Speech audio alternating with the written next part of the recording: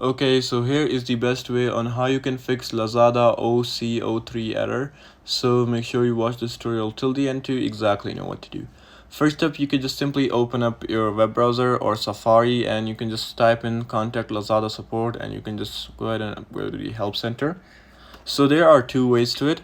The first one being the website method. So you can just go ahead and open up any Lazada website, and right over here you just gotta go ahead and press on the option of chat with us, and they will assist you with their virtual assistant. If the virtual assistant isn't helping you, they're just gonna help you with their own experts.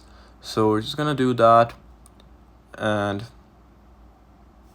yeah, so now like right over here you just gotta select your country, and once you've selected your country, now you just gotta log in. Let me just quickly log in with my account. So it's pretty easy after that, just fixing the error. So yeah, once you're in the app, you just gotta verify.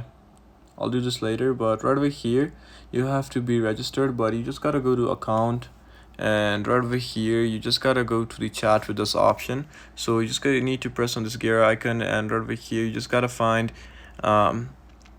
option. So if you can't find that option, but right over here you'll see an option directly called chat with customer care, just go ahead and press on that. And once you press on it, it will simply bring you to this right over here, and you just gotta tell them that fix error OC and then 03. Once you do this, it will just identify the error for you. So here, as you can see, so yeah, but if you can't just find it, just simply go ahead and go to the website again and chat with this option again and keep on trying this. And yeah, it will just bring you to its customer care, and over here you can just go ahead and do chat with this option again.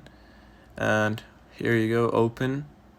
Now you can just simply identify the problem and tell them that fix your error, and they'll soon get you with a real customer care, and they will fix your problem. So that's pretty much it. I hope this tutorial helped you out. I'll see you soon.